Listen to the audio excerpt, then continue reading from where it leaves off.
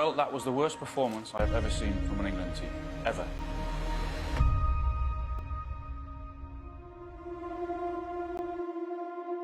I'm extremely proud. Getting the job is one thing. I want to do the job successfully. I can't wait to get on with working as hard and intelligently as possible for the country. Saved! John Pickford! Yes! They've done it on penalties! That's another one for Sterling. Again from Harry Kane! And Pickford wins it for England. There's definitely some things about tournaments that you can learn from the past.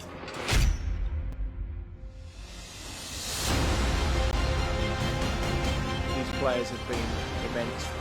Sterling! This is why we play football. We want to play in these biggest games. We're still improving. We look difficult to play against. You know what the kind of history and rivalry of England-Germany is, and it's such a huge game. In comes the captain! That was the atmosphere that we've been missing, and that's the atmosphere that football deserves. It is a convincing win for the Lions in Rome. It's a chance to make history. We've never been to a European Championship final. Kane is there to follow in!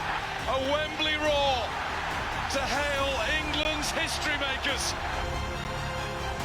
And it's Luke Shaw! It's the start of dreams! And it's Italy who are the champions of Europe! The players have had an incredible togetherness and spirit, which I think has brought so many parts of our country together. This team isn't at its peak yet.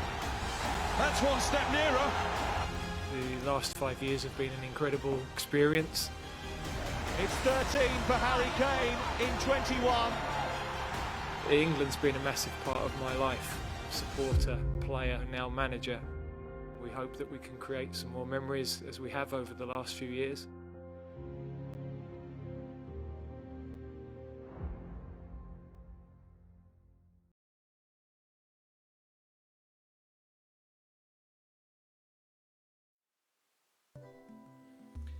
Well, everybody, that of course happened over last year and also the last 5 years that Gareth Southgate has been the manager of England. This year, of course, has been one of the most unfortunate and most shocking performances that the England senior men's football team have had in the whole history at mostly, of course, major tournaments. But with, of course, now the UEFA Nations League out of the way, and despite relegation from League A in that tournament, Gareth is still remaining quite optimistic, and also this could be the last chance for him to win any major tournament as being once again manager for the England football team. With, of course, once again, the FIFA World Cup Qatar 2022, just under a week to go until the first match kicks off with Qatar against Ecuador, and also, once again, England's first match against the Islamic Republic of Iran.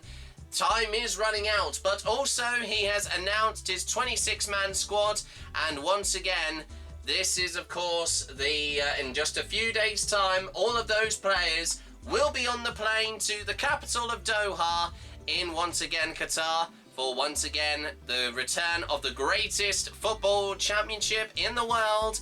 That is, once again, the FIFA World Cup Qatar 2022.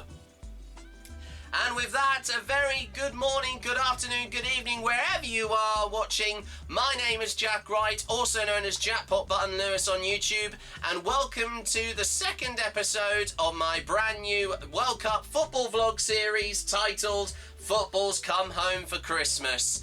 Now, this episode is, of course, once again, because of what happened, like I may have mentioned in the last episode, I am filming this in advance because, unbelievably, I happen to appear also in an upcoming musical production of Elf the Musical by Campaign Amateur Theatre, Fit, of course, company in Ely, Cambridgeshire. And of course, I know we may be a week away from the start of the actual tournament, but I would like to clarify that, of course, this is going to be the last episode for the moment. I know it's only the second one in the series, everybody, but if you are watching this right now or watching it ahead of time, of course, I am, of course, going to be appearing in a, once again, musical production of Elf the Musical, once again, like I said, by Campaign Amateur Theatre Company, which are based in Ely, Cambridgeshire.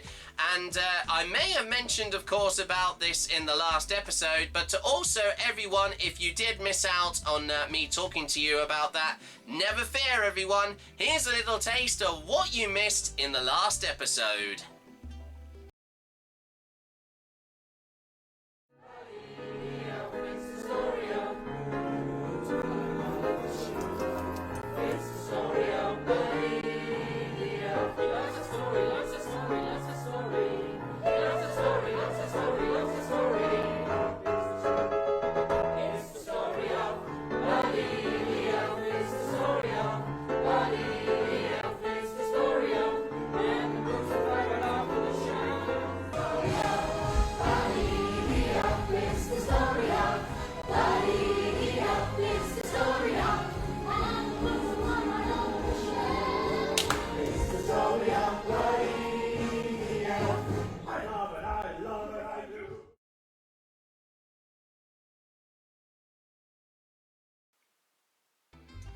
Yes, that's right, everyone, and I have, of course, once again mentioned this from the last episode of Football's Come Home for Christmas. Like I have already said, I'm going to clarify once again that I am part of a, once again, amateur musical theatre production of Elf the Musical. Well, of course, a musical based off the very famous Christmas comedy film that starred, of course, Will Ferrell playing the lead role of Buddy the Elf. And once again, of course, we are performing at the Maltings in Ely, Cambridgeshire, where we are going to be doing the show from the 17th to the 19th of November 2022. And if you want to get tickets, they are priced £9 for concessions and £15 for adults. And also booking fees also do apply. And also NODA, also the National Operatic and Dramatic Association, are supporting this production. And also, once again, tickets are still on sale for this. But unbelievably, from what I have been told by our production team before we came on air for this episode, that there's not many tickets left. Unbelievably, we've nearly sold out on one of our performances. But once again, they are going to be, like I said, from the Thursday, the 17th of November to the 19th of November on a Saturday afternoon and evening, where we've also got a matinee. And of course, that matinee performance is at 2:30 p.m, while the evening performances from, once again, Thursday, Friday, and of course, once again, Saturday, are all going to be from 7:30 p.m. And of course, you can also book your tickets, like I've said already, at the website, which you can see right now on your screen, and that is www.ticketsource.co.uk. Then search for Ely Elf the Musical. Those are the keywords that you need to put in, or even you could just search up Elf the Musical Ely also on any search, of course, search website, Google or Chrome or any other browser, internet browser that you have, and I would really appreciate it once again if you come and see this production, which will be kicking off in just 4 days' time. I know that seems crazy, isn't it? But that's how long you have got until we are going to be doing this. And honestly, we've worked seriously hard with this production. We have had a few people that have come down with COVID recently who are still recovering at the moment, but hopefully, fingers crossed, they'll recover in time.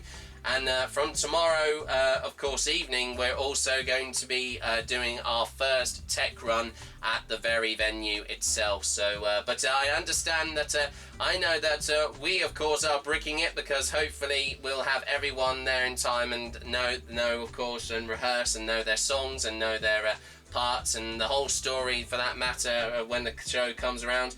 But anyway, guys, of course, like I said, you haven't got enough time, you haven't got much time, my apologies, to, of course, get your tickets.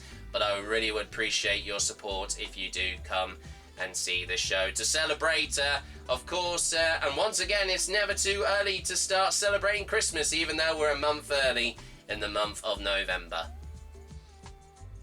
So once again, with that all out the way, of course, let's now get back to business and focus on the main, of course, topic in this episode, once again, of football's come home for Christmas. And that is, of course, we already talked about in the last episode of the host city and country of Qatar that is hosting this year's FIFA World Cup. Of course, this year in 2022, and once again through both the months of November and going through to December, just before Christmas time, with the final happening on the 18th of December. But like I said, of course, we are going to be now focusing on, once again, the England senior national football team, like I mentioned from the top of this episode, and also the manager, Gareth Southgate. Now, as I've said before, he had an appalling performance, and honestly, he had not had the best run with his team at this summer's UEFA Nations League, only managing to get 4 draws. And I think he also, oh, my apologies, no, sorry, I think he got 2 draws and 3 losses, my apologies. And this is the worst result that England have had, even though, that, of course, unbelievably, Gareth Southgate has been saying in interviews recently that he didn't take this competition seriously at all. He was being very experimental and also kind of pragmatic as well for the for his selection of his team. That once again, we're already told you the 26-man squad that he's already named earlier on this week for, of course, the upcoming FIFA World Cup, which kicks off next Sunday, like I've said already. But there has been loads to talk about recently with, of course, with the current state of players that may be put into the lineup, have been put into the lineup, but also, I've just heard quite recently, which was quite shocking news, even though that he did actually play against Newcastle, my apologies, he did play for Newcastle earlier on this week. And unfortunately, he ended up getting injured during his game when he played against, as I said, he played for Leicester City at this time. But unbelievably, this was when... oh, my apologies, I thought he did play for Newcastle. My apologies, I think I was thinking of one of the other players. He did, of course, he did suffer injury despite his club of, once again, Leicester City winning 2-0 over West Ham United at their home stadium. So they did win away there at that time from earlier on this week as well, so which is very good to hear. But honestly, this is quite a hammer blow for Gareth Southgate, because as well as that, also Ben Chilwell has been ruled out of the squad because of an injury as well. And unbelievably, I know that he may not be match fit at the moment, but he is, of course, recovering from quite a serious shoulder injury, and also he just recovered from surgery quite recently, and unbelievably he did actually play earlier on this weekend as well. There is a lot of concern, and also quite a lot of wouldn't say negativity, but there is quite some unpredictability in some of the current forms of and current condition of some of these players who once again are in this squad for the upcoming World Cup. But unbelievably, we also have got an interview which is coming up very, very shortly from Gareth Southgate himself, following on from announcing his squad from earlier on this week. But also, unbelievably, we've been seeing a load of news stories, even like from going right back to the summer of this year. And unbelievably, we start with one here from Bournemouth and Elstree Times newspaper. And it says that the number 1 goalkeeper of Jordan Pickford, who has been once again, he's been out recently because of injury, playing for Everton this season, but he has come back after recovering from injury, because he never played during the once again the UEFA Nations League matches. Obviously, most of those were played by the 2 substitute goalkeepers of Nick Pope and Aaron Ramsdale currently. And he did say back on the 1st of June that he believes that England can win the World Cup in Qatar this year. And I know that might seem quite an outlandish thing to say, but he did say that hopefully they feel that, of course, he did feel that the Nations League games could provide the perfect preparation for the World Cup. Well, like I said before, I know it wasn't the results that and the performance they wanted, the England team, but as of currently in his time for playing in the England squad, he has had 43 caps so far, and once again he also played in the Euro 2020 final last year when he once again we lost to Italy on the dreaded penalty shootout. But unbelievably, he's the only goalkeeper that he actually unbelievably set a new record actually at the tournament last year. He managed to keep a record of 5 consecutive clean sheets throughout the run of the tournament. He managed to keep that scoreline or keep that clean sheet record until he unfortunately let in 1 goal against Denmark from one of the players who I remember had the surname Damsgaard. And it was an incredible free kick. I remember seeing it. I remember the game very well. Even though I did cover it, of course, on last year's series of Football's Coming Home Again. But unfortunately, I accidentally forgot to record the opening first half, actually. So that's when it happened. But unbelievably, going back to, as I said, this article about John Pickford saying that England could win the World Cup this year. He says that having been established as Gareth Southgate's first choice goalkeeper for some time, he also scored in the penalty shootout win over Switzerland, which saw England win third place in the inaugural Nations League finals back in 2019. And this was the year following on after the very successful run and his first time appearing at the FIFA World Cup and the last one back in 2018 in Russia. And he was responsible for one of the vital saves that also got the first ever win on a penalty shootout for England for the first time ever at a World Cup since the game of that was played of the England team back in Euro 96 against Spain. And unbelievably, the hero of that penalty shootout was the then legendary, of course, because he's now retired from the England football team, of David Seaman. And but Eric Dyer, of course, who was playing, who's also in the squad for this year's World Cup, FIFA World Cup. He is also he was responsible for scoring the winning penalty. And I do remember the penalty shootout very, very well, as like I also mentioned in my first episode of my last series as well. But anyway, focusing on about here of course. Focusing on John Pickford wanting to have England win the World Cup, he does insist that it can be crucial in building up to the World Cup, the Nations League, and he did say, we all know what our ambitions are for the World Cup, but these 4 competitive games coming up, they did want to win, he said, and unfortunately that never happened. It's a competition. I know it's only a new competition. My apologies, I said that wrong. And it is better than playing in friendly matches. And then he said that they were going to Munich to play in a full arena where there were very competitive matches where we want to achieve in, and that's where they played against Germany in their away game before heading to Wembley. And of course that incredible thriller game that was the last one that England played before, of course, once again the World Cup kicking off in just a few weeks' time. And he did say once again that he believes that England can win the World Cup, and he did say yes. And he said obviously it's going to be challenging against the best teams in the world, but it is about us having belief in ourselves. And he said, we've come so far and had the disappointment in the World Cup semi-final from back in 2018 and the Euros final from last year back in 2021, even though the Euros tournament was named Euro 2020. And that disappointment drives us to achieve and go on and do, of course, go on beyond that. The disappointment is getting close and losing, getting to the final and losing. So that was, of course, what he says here.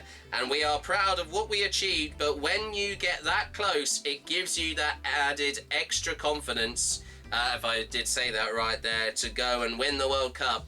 and he remains the favourite to retain the number 1 jersey, which he has also been confirmed, especially following Everton's thrilling survival so far in the previous Premier League season, and his position will become under threat from Arsenal's Aaron Ramsdale.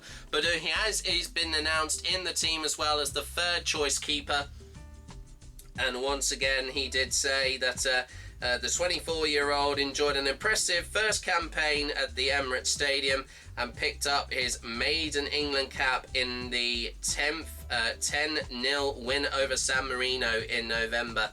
I wouldn't say that... oh no, my apologies, sorry, that's talking about Aaron Ramsdale here. I don't know why he was also mentioned here in this article. But then he goes on to talk about him as well, and also talking about Nick Pope as well, for that matter. Well, that's quite interesting to hear there from Jordan Pickford once again. But then now let's focus on, like I said, of course, to the main concern following once again a few injuries of some of the England men's senior football team. And just, it has been confirmed, as I was going to say, we did just mention, since, of course, Leicester City player, once again, James Maddison, has suffered a World Cup blow, being forced off injured against, like I said, their win over West Ham earlier on this week. And but with only 25 minutes in the second half that was remaining, he went down with what appeared to be a hamstring issue, and he was forced off and replaced by substitute Dennis Prayet. And he went down straight down the tunnel for treatment after coming off the pitch, and he also celebrated his England call-up with a superbly taken goal. He scored one of the goals, actually, it says here in this article by metro.co.uk, and it lashed into the roof of the net inside 8 minutes in the first half, and it took his tally to the season of this year currently of 7 goals in 14 appearances, also laid on also 4 assists for other players in his club squad as well. And it is a huge concern for Southgate, because since once again there's only just 9 days away now. Actually, I've just made that mistake. Of course, I know I know it's not until next week, the start of the World Cup, but like I said, there's only 9 days away until the first game for England against the Islamic Republic of Iran. And he hasn't played for his country since winning his only cap against Montenegro in that record-breaking 8-0 win, which I don't think has been a score like that at Wembley for the first time in history in 2009, one of the European Football Championship qualifiers for Euro 2020, the year, of course, before that as well. But then, of course, it got moved to 2021 following the outbreak of the COVID-19 pandemic. And it was believed to have been out of favour after, once again, he did say that he was visiting the casino after withdrawing from the England squad through illness later that year, from the time when James Maddison had his only cap once again for England. So he did say that Maddison has earned his place in the squad, but...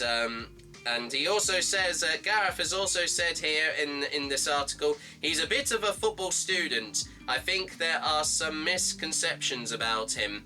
I've always said that it was football reasons for not selecting him, and in the main, the capabilities of others in the group, and that's the case. I've got no concerns how he'll be within the group. Sorry, my apologies, I read that wrong again. And he knows most of the players. He has been in the junior team, the under-19 and under-21 teams as well, a lot with them, so it hasn't been a concern at all.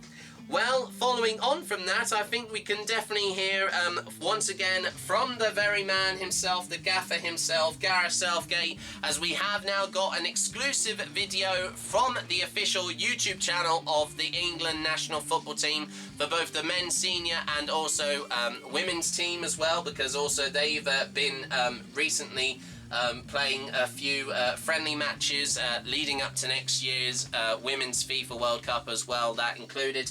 But we have now got an extended cut interview from Gareth Southgate himself following his 26-man lineup for this year's FIFA World Cup in Qatar 2022. And let's hear on how he is feeling with, once again, the first match of the FIFA World Cup 2022, Qatar 2022 campaign is only just 9 days away from his first match, and of course in the group, in Group B, where they are placed, England, against once again the Islamic Republic of Iran. Let's now join Gareth Southgate from just a few days ago following the recent announcement of his 26-man squad ahead of next week's start of this year's FIFA World Cup Qatar 2022. Gareth, nice to see you on a big day. A day when you've broken some hearts and you've made a number of players' dreams come true, I suspect. But crucially, before we get into the individuals and the decisions that you've made, when you look at that squad of 26, do you believe it has everything in there needed to win a World Cup? Yeah, that we've wanted to make sure we've got the balance of the squad right. I think in this day and age, squad is more important than ever. We're now 5 substitutes. You can have almost half the team changed during a game. So you want different options for different moments of matches and for different stages of the tournament as well. We've obviously had to cover a couple of players that aren't yet fully match fit as well. So having 26 available meant that we were probably able to take a couple of risks that you might not have been able to with 23. But we think the balance is there, and we've got cover in the positions we need. We're lighter on depth in some positions than other in our country, but we think we've got everything covered. We said widely across every bit of the media, I think, before you picked your squad, that James Maddison would be the headline story, whether he was in or whether he was out. He's in. Why is he in? He's playing really well. Look, he's a good player. We've always said he's a good player. He's earned the right. We think he can give us something slightly different to the other attacking players that we've got.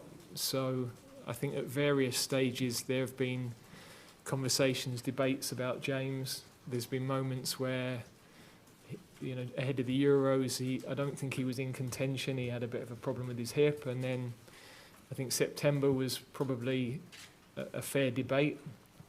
But I think he's playing as well as any of the attacking players in this country. And he is a little bit different to the others. We've got different types of threat, and I think we could need that. Did you speak personally to Callum Wilson? Was he absolutely delighted? I haven't had a chance with Callum. I did speak to James because I think this morning there was a lot of speculation that James wouldn't be with us, and we'd decided a couple of weeks ago that we would, but we weren't obviously going to go and tell him then. I didn't get a chance to speak with Callum. My priority always on these days is the difficult conversations and the sad news, and that is really tough. There's not many situations in football harder than that. Maybe releasing a young player at the early stages of their career, but the nature of those conversations, good and bad, reminds you of how much it means to a player to go to a World Cup, and I'm very conscious of that. So it is a great day, but also for some I've had to disappoint them. One of those is Tammy Abraham, I suspect, and you've gone for Wilson ahead of Tammy Abraham. What was that discussion and debate like in your mind? Yeah, look, Tammy's had a poor run of scoring form at the wrong time, really, and it's not a case where we're 3-4 weeks away from a finals and the start of the first match. We're now 10 days, and so form could be more important. I think we don't really know any of the players. We're watching their club form, but we don't really know where they are until we see them face to face, until we see them on the training pitch. We get regular medical updates from all their clubs, but there'll be medical issues that we're not completely aware of yet. We know the form we're seeing in the matches, but even so, you still don't get the full picture from the players until you're able to speak with them, work with them, and see how they train with each other. You hinted that you wanted extra cover for players that might be struggling with injury, and obviously Calvin Phillips and Kyle Walker are the two obvious ones there. How are they? How big a gamble is it to include them in this squad? And can we assume that neither can really play a part in the opening game? No, that's not the case. I mean, Calvin played last night, so I think with him, he's free of injury. We are aware that he's not going to be able to play 90 minutes. That won't be possible. We're going to have to build his fitness level. But he's available, he's free of injury, and we don't really have, we have Declan Rice as a defensive midfielder. Hendo can play there, but it's not his number one position. So we don't have a lot of cover for that role in the country. And Calvin is a super player, and we feel that, that's a risk worth taking, because he's also, generally his fitness is good. And we think he can add to the group. And Kyle, similarly? Kyle, a little bit different in that he's not back in full training yet, but he's going to be available before the end of the group stage. And of course, we had to make a very difficult call with Reece, who we think is a fantastic player. But he wasn't going to be available until, if everything went perfectly, until the latter stages of the tournament. And there were too many unknowns for us on that road to recovery. And also, I don't think we can take a player who's not available for the group. That would be deemed arrogant in some circles. But also, we'd then be dropping, if everything went well and he was available and he was ready and we were picking him, then you'd be dropping him into a quarter-final after 8 weeks out, and that would be really demanding. So, yeah, tough call. Kyle is a long way ahead of that and is progressing really well. Thank you. Carrie? Hello, Gareth. Can we look at Harry Maguire, a player that's struggling to get minutes but has been a stalwart for you? What was your decision-making process, and how much have you been in touch with Manchester United about what he's doing when he's not getting those playing minutes? And will you be considering him as an out-and-out attacker after his playing time alongside Ronaldo against Real Sociedad? Well, physically, we've had really good communication with all of the clubs in this period on the training loads of all of the players, because we've got to pick that up immediately on, it'll be Wednesday before we see them on the training pitch. So we needed to know those who are playing, what's their load, those who are playing less regularly. Some have had an unbelievably intense schedule, some have had less so. So we're picking up various fitness levels, and we've got to get that right on the training pitch. We've picked our more experienced defenders, and we think that at this moment in time the younger ones have got some really good qualities, but we don't think they've quite done enough to push the more experienced ones out, and we think the tournament we're going into and the level of the matches, that needed to be the pecking order.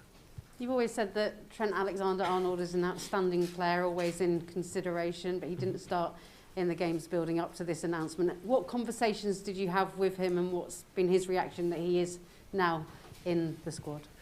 No, as I said, really the only phone calls I've made have been to the two lads that are coming back from injury, the boys I left out of the squad, and then to James, because I felt that was an important call to make this morning. The rest of the guys, there's only so many hours in the day, and we've been monitoring fitness, monitoring matches, dealing with so much. So I think they'll be delighted, they'll get the news, and we've got plenty of time to chat over the next few weeks. And for you now, going forward, when you've got a real balance between the experience of the players, the 12 that have been to a World Cup before, and the rest of this squad, and this quick turnaround, is that exactly why you've brought the likes of Harry Maguire back in when they haven't had those match minutes? Yeah, he's one of our best centre-backs. So I think we know within the squad we've got a lot of players that we know have been to tournaments, have performed at the level, know what's required. We've got other players who are playing well, who are in form right at this moment, and we've got to balance all of that when we're picking our team. You didn't call up James Maddison in the last camp, hasn't played for a few years now for England. Mm-hmm. A lot of people would have assumed that's because one of the camps he missed because he was ill and then was seen in a casino watching the match. You said at the time, well, that would just remind him of the scrutiny of being an England player. Did you have a conversation about that again, or on his form, is it just unnecessary? No, I didn't have... Look, that was unfortunate from his perspective in that it became a bigger issue than it was for me because of, you end up in the papers, nobody likes that. I live with it every day, so I don't take any notice of it. But for me, that wasn't the drama that it seemed to be for everybody else. He's always been up against some really good players in that area of the pitch, and there's been moments where we were playing 4-3-3, no number 10 type profile, and that didn't necessarily fit. But he's, as I said earlier, he's playing exceptionally well. We like the fact that he finds those pockets of space. He gets turned, he plays forward. Not enough players play forward in this day and age. And of course, his set play delivery is outstanding. And he can score goals from distance, which against low block defences is another attribute that is a little bit different to some of our other players. Thanks, Kerry. We'll go to John Murray from the BBC. Hiya, Gareth. You got me? Yeah. Can you give us a flavour of what James Maddison's reaction was when he answered and you told him the news?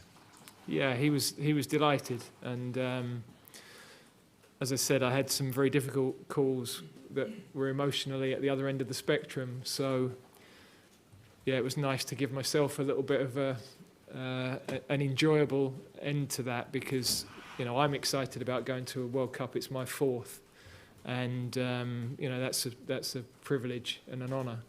And all of those calls, the difficult ones and the really enjoyable ones, were a reminder of what it means to the players. And what would you say this 26 that you've chosen this time has got that makes it stand out from the other 2 big squads you've picked for the World Cup and the Euros? I think they've all been good squads. I mean, in 2018 we were at the start of something where we hadn't won a knockout game for 10 years, and there was a little bit less experience perhaps within the group of big matches. I think this is similar in terms of its standing to the group that went to the Euros. And of course, within that period of time from the start to the end of that, some players have moved on age-wise, some players haven't progressed in the way they might have done. New players, young players have emerged that have given us great competition for places in most areas of the pitch. So we're excited by the group. We think there's a lot of exciting talent within it. But the whole group have got to come together. There's a lot of challenges. It's a unique situation for everybody, this tournament, the timing of it, and the obstacles just to get to this point, medically as much as anything. So we've got to adapt better than everybody else in this coming period. Thanks. Go to Channel 4 at the front. Hi, Gareth.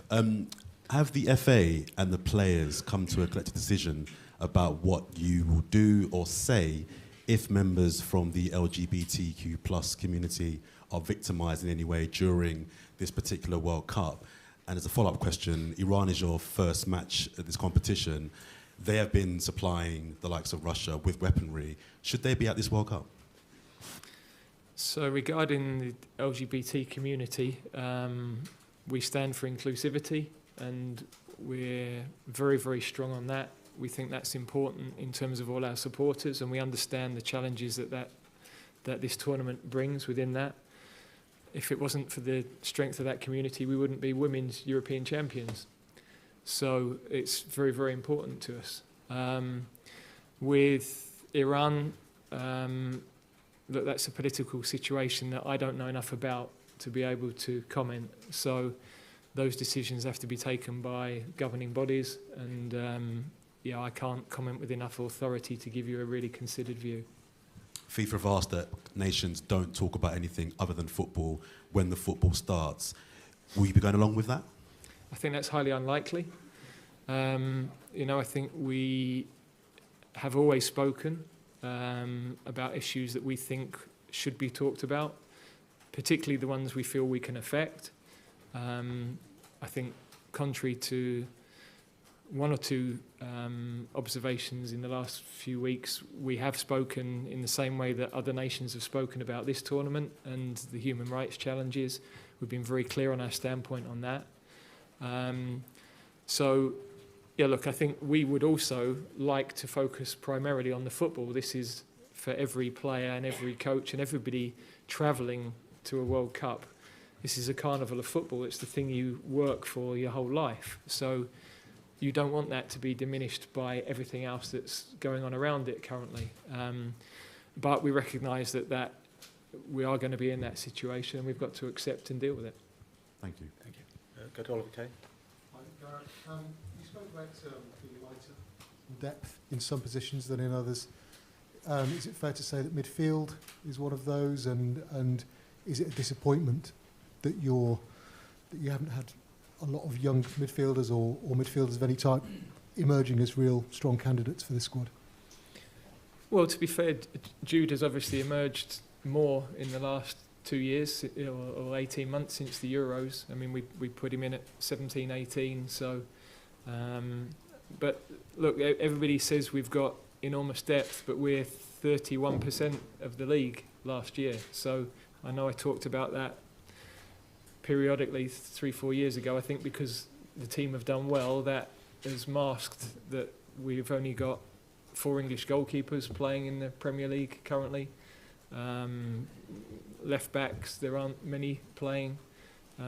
We've got an unbelievable injury list of fullbacks at the moment, left and right, quite incredible. And yeah, sort of number 6, if you like, defensive pivot midfield player, is also light in terms of actually developing that position in our country. So, you know, Declan is really a converted defender, and Calvin is sort of slightly converted as well. So, yeah, we haven't produced that type of player for a long time, and it's something that, you know, our academies, you know, I think could focus on. But that's, you know, that's for the longer term. That's we've got the players we've got. We're happy with the squad we've got. We always have to find a way of playing to the best attributes of the players we've got, and we can be exciting and dangerous, even though we don't have those types of profile of players. And Antonio Conte was saying last night that Harry Kane is tired, exhausted. I'm sure he is. Yeah. Is that a concern for you? Not well, particularly with Harry, but with all the players that a lot of them do look tired or are carrying injuries. Yeah. Look, again, I think I've stood here several times in the last year and said this World Cup. Everybody said this World Cup being in the middle of the season would be better for us, and I said we would lose players. Sadly, that has been the case. The schedule is what it is, but we've got to refresh the players. We've got to excite them when they get through the door. We've got a period of time where we won't set foot on the training pitch when they arrive because we'll travel on Tuesday. So we have got some that need to train, and we've got some that will benefit from a few days of doing nothing but get excited about playing for England, frankly. So we can only manage that when the players are with us. We understand the challenges for the clubs now and after the tournament, and we've just got to make sure we focus on the bits we can control. Thank you. Take one there. What have you learnt from the Euros that you can take into the World Cup? And why did you decide not to select James Ward-Prowse? Yeah, with James, he's really competing profile-wise with Bellingham and Henderson, maybe to a lesser degree Gallagher. I don't see him in the same profile as Rice or Phillips. They're different types of players. He's just behind those guys, frankly, and it's as simple as that. Now, we've still got another round of games to get through, so I've spoken with a few of the players to say that things can still change over the weekend. From the Euros, there's loads of things we've learned, loads of things we did right, loads of things that actually won't apply in this tournament because it's a different time of the year, it's more condensed, we don't have warm-up games, we're going to be playing in different conditions heat-wise. So you're always learning from every tournament, but also there are unique things around every tournament as well. And we've got to make sure that we weave all of that together. And have you spoken to Ben White? His inclusion? No, the only people I've spoken to are the ones I've already mentioned, but I would imagine, I hope he's very excited about being involved. Thank you. Go to James Ollie from ESPN. Hi, Gareth. Just following on from what you just said there, could you give us a bit more detail about the standby? Is there a sort of a formal standby list? No, we had to name basically every English player that was available on a long list. There are some conversations I've had with players in the last couple of days where clearly they're going to be the next ones in their positions. But then we just don't know what might happen in the next few days. I think there are 2 left-backs that got injured last night, for example. So we've got to be fluid, adaptable and ready for anything, really. Just on that, how stressful is this weekend going to be for you with these games? Not for me. There's nothing I can do about it. So, watching the matches unfold, you're always intrigued to see how the tactical games are going, the performances, the results, the form of the players, of course. But we can do nothing about the injuries. That's out of our hands. We've already been hit in that way. It could happen again. But we've got to adapt. We've got good players to come in, and it'll be opportunities for others if we lost people. Thanks, James. We'll take one here. Just on the side here. Hi, Gareth. Considering where the World Cup is this year and some of the issues that have been documented in Qatar, will England be taking the knee on a worldwide stage, to support and get behind some of the black and mixed race players? Yeah, that would be a discussion we have with the players when we get into camp. And I'm always supportive of what they want to do. I have a view, but I don't want to influence them too much because I think it's important that they have a voice and they have a say in that. Okay, thank you. I can't see any more hands. So, sorry, we've got Jack Pitbrook from The Athletic. Hi, Gareth. You've talked in the past about seeing Maddison as a number 10 and the implications that had for the formation that you might play. Can we read anything into his selection into the formations you might use in Qatar? Well, he is obviously playing from the right for Leicester. His best work is in that 10 slot. That's where he ends up. So how he ends up there is different. I think we've got to be flexible on our systems because everybody's always pushing, do you know your best team sort of 8 months from a tournament? And I've always said we've got to be fluid because you just don't know who you'll have. We can't recruit like you would at a club to a set system. And even, there are only probably a couple of teams in the league that have been able to stick with a preferred system of play and exact style of play this season at the top end. Even some of the biggest teams have had to change because injuries have provoked them into changes of system. So we've always had that flexibility. We think it's important. We've got to look at who our best players will be, and also, where are the flaws in the opponent to be able to exploit them. Thank you. Rob, do you want to come back in for the last one? Gareth, can I just ask you one final one about Conor Gallagher, who was a little bit of a surprise to us, but that's because we know James Ward-Prowse is so well known to you and so well established. What does Conor offer? How do you expect to use him? Because he's a little bit more forward-thinking than the defensive midfielders you perhaps talked about. Yeah, but also he's fantastic at pressing the ball, and I think there are going to be moments in these games where we need certain attributes, and there are any number of players in this squad with different attributes to be able to utilise at those moments, and we feel he could be that sort of a player. So he's not as experienced with us as some of the others, but he has an impact in games. He's got a goal threat. He's when you talk about midfield players, you look at, do they stop goals, do they create goals, do they score goals? He does a little bit of all of that, actually. So we were really pleased with the way he responded to being left out of our squad, went with the under-21s performed really well. His mentality was excellent, and it's a great example that if you approach it in that way, there's always a route back with us, and he's managed to achieve that straight away. Thank you. We'll go to Matt Reed. Hi, Gareth. So a number of our players are short of their top form at the moment, and short of their top form with England from recent performances or fitness. So how are we going to transform that over the coming weeks before the first game, and how key will the group stages will be in building that confidence and building that form, essentially? Yeah, I mean, look, form can be temporary, but that's a very individual thing, and the key is the work on the training pitch. We don't have a long time to do that, so we've got to see very quickly how people present.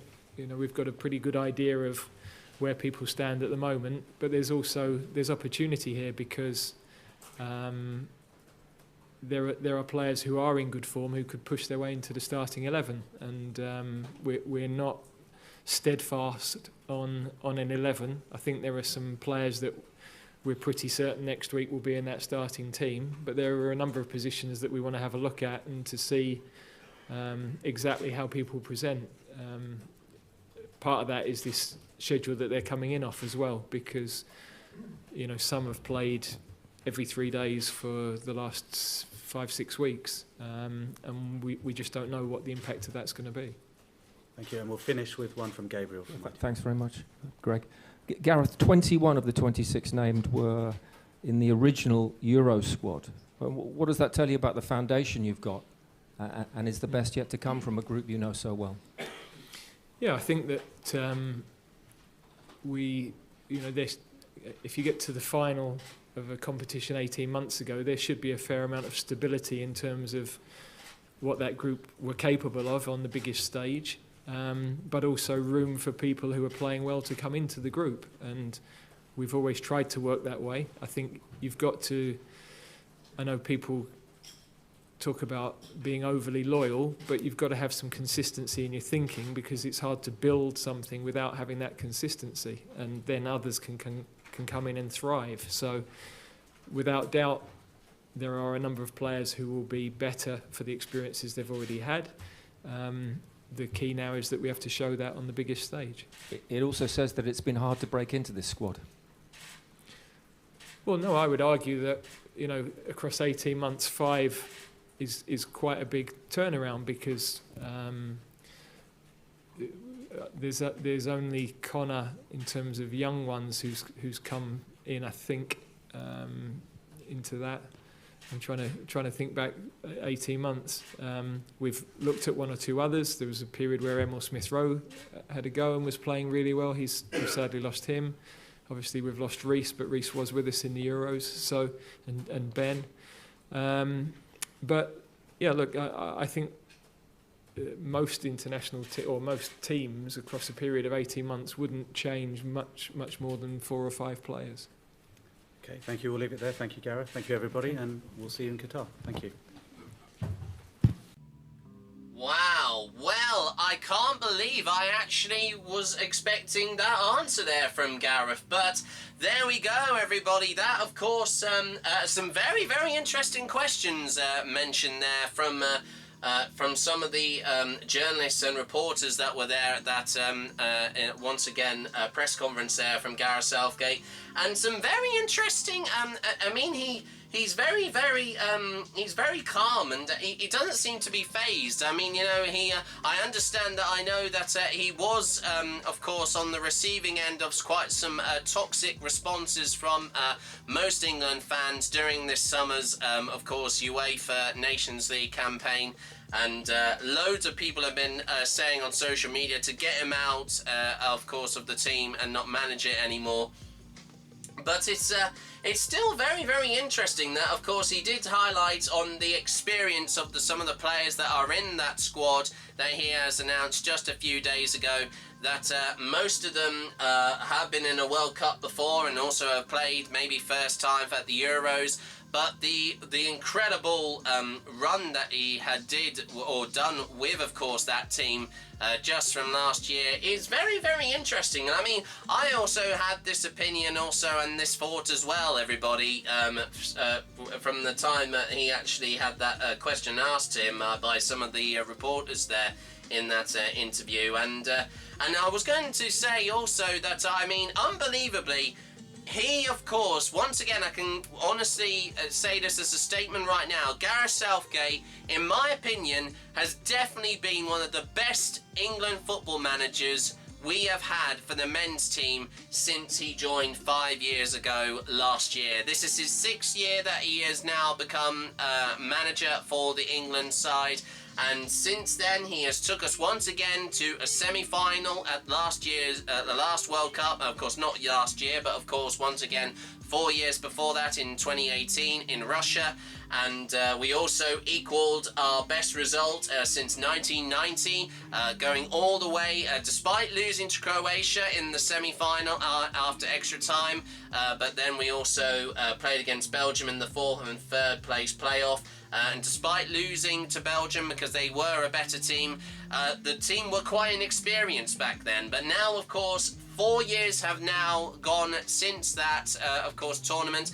And they've also, once again, like I mentioned earlier on, he also took them to 3rd place and getting the bronze medal in the first inaugural 2019 UEFA Nations League, beating Switzerland on a penalty shootout.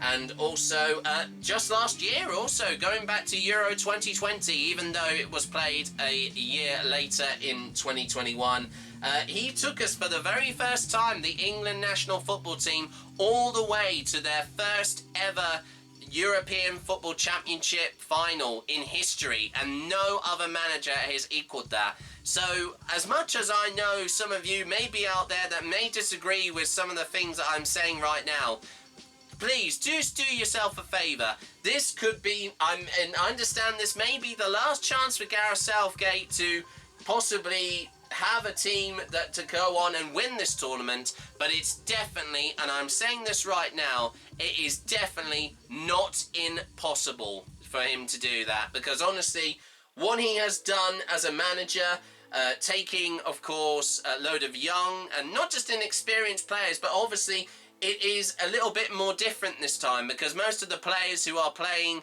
in, of course, this year's FIFA World Cup are, of course, once again, have got a lot of experience. They have played in the last World Cup and they played in the last Euros, European Football Championship as well, and also playing in the final as well. There's some vital players that have made it into the squad that also played a vital role in some of those games, especially the Euro 2020 final last year against Italy. Most importantly, Luke Shaw, which of course he was responsible for the only goal scored, and even the quickest goal even scored on record as well. He actually set a new record for the fastest goal scored in a Euros final in history, which I never thought would ever happen, like I mentioned in the last episode here on this series. And honestly, there is still some real potential, honestly. Gareth, like he did say earlier on, he hasn't got the best out of the team yet, but honestly, since the Euros last year, they have really evolved, and honestly, I think this could be a huge chance. And Gareth Southgate's also had a bit of redemption as well from last year. I mean, for him to have been responsible for taking, of course, his when he was playing for England at the time, under the manager of Terry Venables, he was responsible for kicking them out of their home tournament over 26 years ago now, but from last year, 25 years ago, and he finally got the redemption he wanted, and also the revenge that he wanted. And also that all-important victory, which I remember celebrating with, of course, a pint of my favourite cider. If you might remember, of course, I think that was one of my favourite bits I remember doing from last year's series of footballs coming home again. But once again, all that aside, this side, or this football squad that Gareth Southgate has announced, with some of the players that he mentioned in the interview, I honestly have still got a lot of hope for Gareth. Honestly, I am filled with quite a lot of pragmatism for him, and optimism for that matter as well. I mean, especially for him, for where he came from just a few years ago, remember. He came from Sam Allardyce, who was only managing England briefly before the last World Cup, and honestly, I never thought, for what he achieved and what he went on to achieve in the last tournament, there is no fact, or as I said, there is no, no doubt that I think Gareth has every right to still remain optimistic for, once again, the upcoming FIFA World Cup Qatar 2022 this year. I honestly think that this team that he has picked does have some real serious potential to go, hopefully, all the way to the final, honestly. I mean, if he could do what he did last year with the teams and with the team and also the players he chosen on most specific games, even though he lost a few occasionally because they caught COVID when COVID was still quite ripe earlier on last year. Honestly, England are unbelievably, from what I am seeing on my phone here quickly, they are one of 8 teams that could possibly win the World Cup, and to be shortlisted to that amount and that number is incredible. And as I said, I was not expecting the result on what the England team achieved at the last World Cup, and honestly, I can remember, even though I never covered all the way in, of course, my Wright's World Cup Diary series from 4 years beforehand, back in 2018, honestly, I can still remember that incredible match that they had against Colombia, even though it went down to a penalty shootout, as I mentioned earlier on, of course, and for them to have done an incredible and quite a dominant performance against Sweden in the quarterfinals, winning 2-0 and getting a clean sheet from that, and goals scored also by Dele Alli and also Harry Maguire. I think that was the first goal that he scored for the team as well, for that matter, on the big stage, and honestly, that's definitely something that you can't get that. Easily. I mean, you obviously, it may look quite effortless for him to have done that, but honestly, it isn't at all. When you're playing on the major stage, the amount of pressure that is on you, even just like with the Euros last year, when actually, before the penalty shootout, I mean, I can remember how tense and dramatic that game was, and honestly, it was truly incredible. Anyway, of course, you might be wondering why I keep looking at my phone. Of course, I have also got one more thing to announce in this episode, because I think this episode has been kind of another long one, but this, of course, once again, is the last episode before we focus on the actual start of the tournament and heading into the first 3 group stage games for England in this year's FIFA World Cup Qatar 2022. And this article from earlier on this week on the 6th of November, or I think it was actually the week before that as well, for that matter. And it also says here that 10 European football associations respond to FIFA's focus on football letter. Now, of course, if you might remember, we did touch on this briefly in the last episode of Football Comes Home for Christmas, and I know that the way that human rights have been, of course, that are currently in place at the moment in the country of Qatar, they are very restrictive and also, I think, quite indiscriminate, I think, as well, for that matter as well. And it does say here that also the England team are really taking a stronghold on them, obviously having a real impact in this, of course, upcoming World Cup. And I've heard that also, once again, Harry Kane is expected to wear a One Love armband, a rainbow captain's armband on his, once again, or it would be either his left or right arm, and to show respect and also equality and diversity for, of course, all of the genders of fans that will be hoping to come and see not just the England games, but any of the games that are part of this year's FIFA World Cup tournament, once again kicking off once again next Sunday. And once again, of course, also other home nation of Wales, also in England's group, in Group B of this year's World Cup. They have also said that human rights are universal and apply everywhere, after FIFA announced and also asked nations competing in this year's World Cup to now focus on the football. And the world governing body of the tournament wrote to all 32 teams following a controversial build-up to the tournament. And it does say that it has, once again, the country of Qatar, the host country, has been criticised for its stance on same-sex relationships, its human rights record, and its treatment of migrant workers that also worked on most of the stadiums, even a few months before the tournament was about to get underway. And it was criticised by Human Rights Watch and Amnesty International, and LGBTQIA campaigners in both England and Wales, while acknowledging the significant progress made by Qatar, a joint statement issued by members of the UEFA Working Group on Human Rights and Labour Rights said it would continue to press FIFA for answers on outstanding issues and surrounding migrant workers.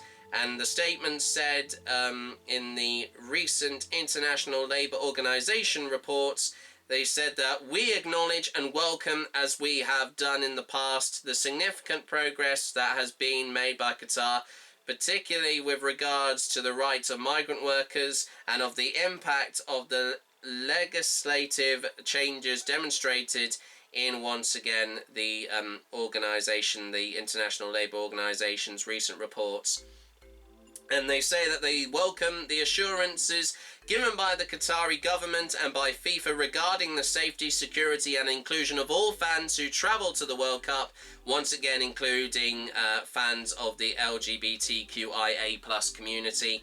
And also they recognise that every country has issues and challenges, and they agree that with FIFA that diversity is a strength, as I just mentioned there, with diversity being a very important of course, issue right now. And it also says, however, embracing diversity and tolerance also means supporting human rights, and human rights are universal and they apply everywhere, as it was just mentioned earlier on in this article. And FIFA's letter, signed by its president of Gianni Infantino and Secretary General Fatima Samora, urged that football should not be dragged into ideological or political battles and should not be handing out moral lessons. And peaceful protests have been planned by some players of the England squad. And like I said, to clarify, as it's just been said, because I just saw a picture of it on this article as well, the captain for England, Harry Kane, and 9 other captains of European teams will be wearing One Love armbands to promote diversity and inclusion.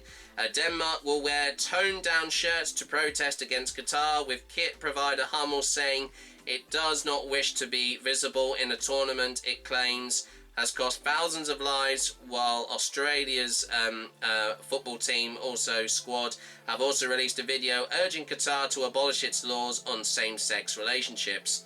And also England's FA, of course the Football Association, has backed calls for compensation to be awarded for any injury or death related to any construction project for the World Cup, and they will continue to support the momentum of positive and progressive change and continue to advocate for a conclusive outcome and update on the 2 key standing issues that have been discussed with FIFA for a long time, the UEFA Working Group statement continued.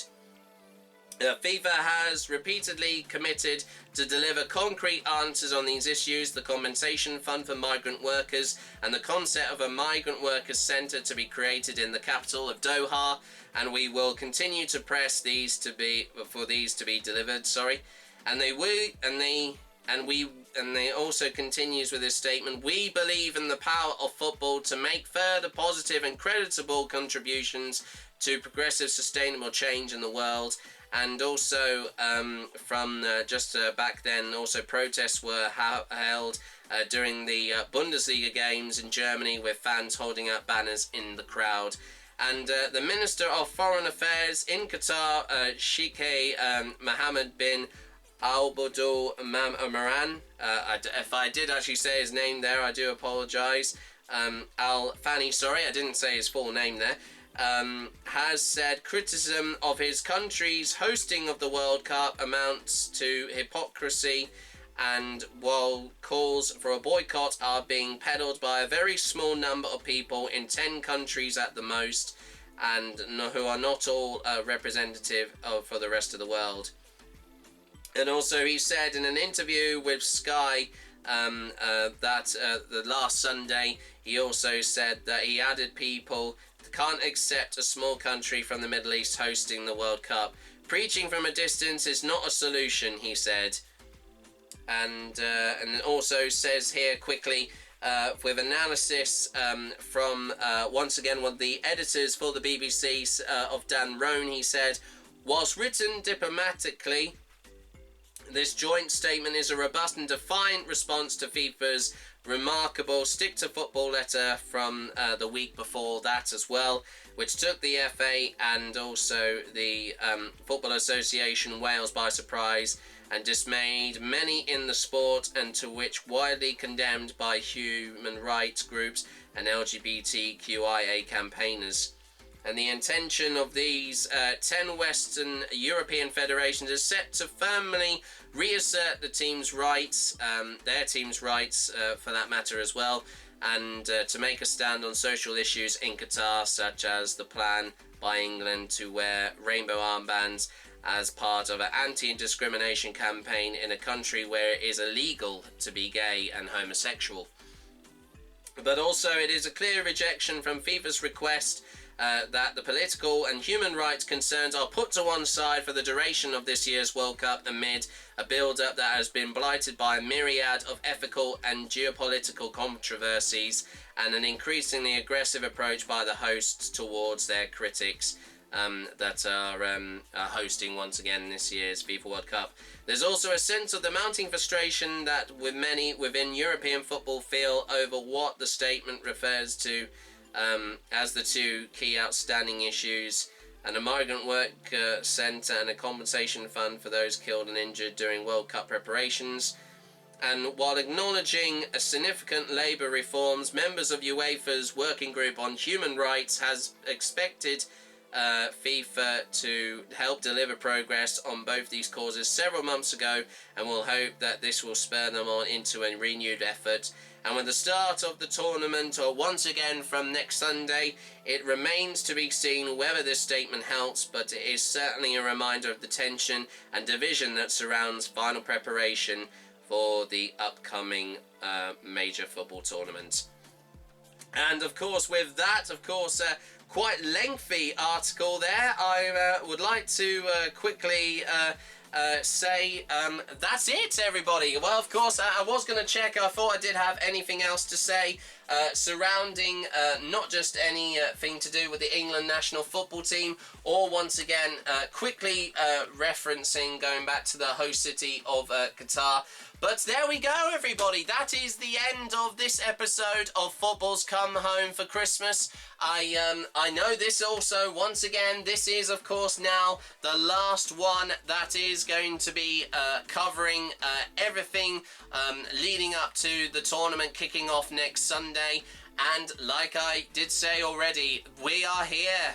We are finally there. Of course, this time, not next week, of course, like I said, but from next Sunday onwards, on the 20th of November, will be the first match of this year's FIFA World Cup in Qatar 2022, when the host city and the host country of Qatar will take on their first opponent in their group of Group A of Ecuador. And once again, England, or the England football team, will have their first match, even though there was a load of talk about it not going ahead because of also very similar issues also in the country of Iran as well. That's how people have been treated, and also the type of government that runs the country as well. But they are, of course, unbelievably have been still given the chance to play despite that happening. and it's going to be very, very interesting. Of course, Iran are, of course, this is not the first time that they have, of course, competed in the World Cup. They did compete in last year's, of course, the last World Cup for that matter. Of course, not last year's, because, like I said, the last time that they competed in the last World Cup was back in 2018, once again in Russia. But they didn't get that far. But they did actually surprise some of the other teams in their group that they had. But unfortunately, they didn't. They just narrowly missed out. They finished third in their group, and from what I do remember, I think from the teams that were in their group, as if I can just quickly look up right now, because I had been looking back on this leading up, of course, to this year's World Cup. And from what I do know, I think they were actually in the... oh, here we go. I think... there we are. They were in Group B last time out, and they were also partnered with the other countries of Portugal, Morocco and Spain. And they just missed out on qualifying for the knockout round of 16, and they got 4 points despite winning one game, drawing one game, and also losing one game. The only game that they won was against Morocco when they won 1-0, and also they drew unbelievably against Portugal, but then sadly, unfortunately, they lost to Spain after that game. Well, actually, sorry, my apologies. They played Spain second, and then they drew to Portugal, but that result wasn't enough for them, and unfortunately they missed out on going through to the next part of the tournament. But anyway, with all that being said, of course, we are going to be covering and leading up and talking about that, a preview of that game in the next episode. And also, once again, it's, of course, we are actually there, everybody. Like I've said already, we are finally here. The next time you will see me, we'll be having our first live coverage. Once again, also, and off to the very first game of this year's FIFA World Cup for England in Qatar 2022, and they will be playing at the also, just to clarify, I think I did also say it also in the last episode, but just to be sure, it will be played as I can just quickly look it up here as it just loads here. Here we go. And it will be played once again at the Khalifa International Stadium. And BBC Sport have got live coverage of this game, which starts from midday at 12 PM, and then kick-off gets underway at 1 o'clock. But that will also, I think, obviously, with Iran being a few hours ahead, that will be around, I think, I'm guessing about, I think about 3 or 4 o'clock, I think, in the afternoon. I could be wrong, but like I said, that will be once again the first match of this year's campaign for once again the England senior national football team in this year's FIFA World Cup Qatar 2022. So with that being said, thank you very much for watching this second episode of Football's Come Home for Christmas. If you have enjoyed this, and I would love to hear your, of course, your opinion on the announced lineup once again of the 26-man squad that Gareth Southgate mentioned from the last episode, and also with some of those players also mentioned in the interview that we heard from him earlier on in this episode. I would love to hear from you guys. I would appreciate your responses, but try and keep them as polite and, of course, and even if they are brutally honest, I do not tolerate any strong language in any of your, of course, in your responses. They will, of course, be not allowed to be put up on here on YouTube when the video comes out finally. But honestly, guys, this is, honestly, as I said, I know, of course, I am a few days early from, of course, commentating, and I will be commentating once again also on the very first match of this year's campaign for the England senior football men's team. once again in this year's FIFA World Cup in Qatar 2022 when they take on the Islamic Republic of Iran. And honestly, guys, the next few weeks is going to be quite incredible. And like with the tagline on my show, it's not just going to be a World Cup like no other, but it's also going to get pretty festive. We may be in the month of November still, but come the knockout round of 16, if England get there, that is when, of course, the Christmas theme will really, the Christmas theme will be definitely embraced and also emphasised if we get that far, which I'm sure we will. I'm very, very confident. We've got a very good group of teams to play against, and it's going to be quite the interesting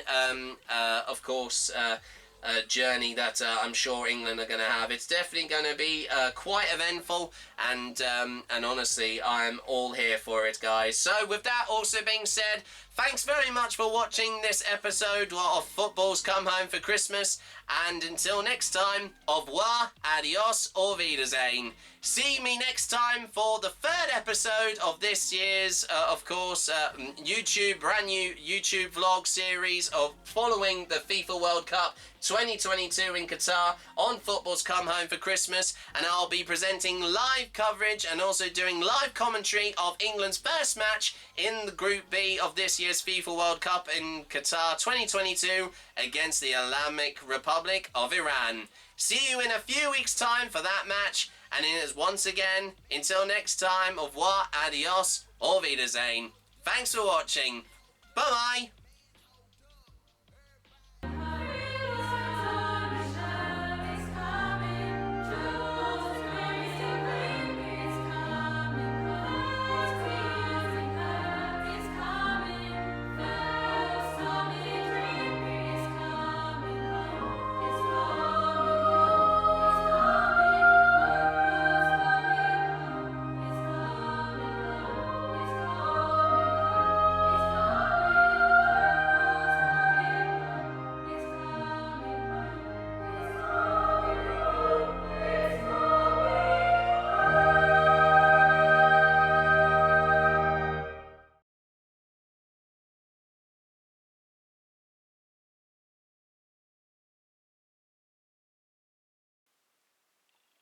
Are we done?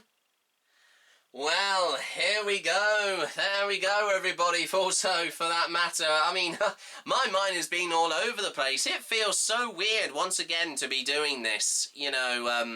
A week before. I mean, I never did this last time. With the Euros last year. But honestly, I can't believe we are almost there, and England's very first game. And I was going to say, I know, of course, I may not have the real players here, but, to have my new additions of figures, of course, for of players who are playing in this year's FIFA World Cup. Obviously, the player, Jordan Pickford, of course, our best goalkeeper. We've got Harry Maguire, Trent Alexander-Arnold, Declan Rice, Jordan Henderson, vice-captain, Mason Mount, Raheem Sterling and Marcus Rashford, and also the very man who is, of course, captaining his country once again in another major football tournament, Harry Kane. I'm sure he'll break that all-time goal record. Wayne Rooney does hold it, from what I remember. I know I mentioned that in the last episode, so... And once again, there he is, in miniature form, Gareth Southgate. Well, like I said last year, I'm sure it will be mentioned. I hope you are still the one, and not just you may still turn me on, but let's hope you can bring football home again. Yeah, I know you've got obviously a lot to live up to since Zarina Wiegman with the women's team had done that. But honestly, as I said, it's not like it can't be the same outcome for you as well. But it's going to be really, really exciting. Bring on the FIFA World Cup 2022, of course, and the Islamic Republic of Iran. We look forward to taking you on in just a few weeks' time. Bring it on, the team, Melly.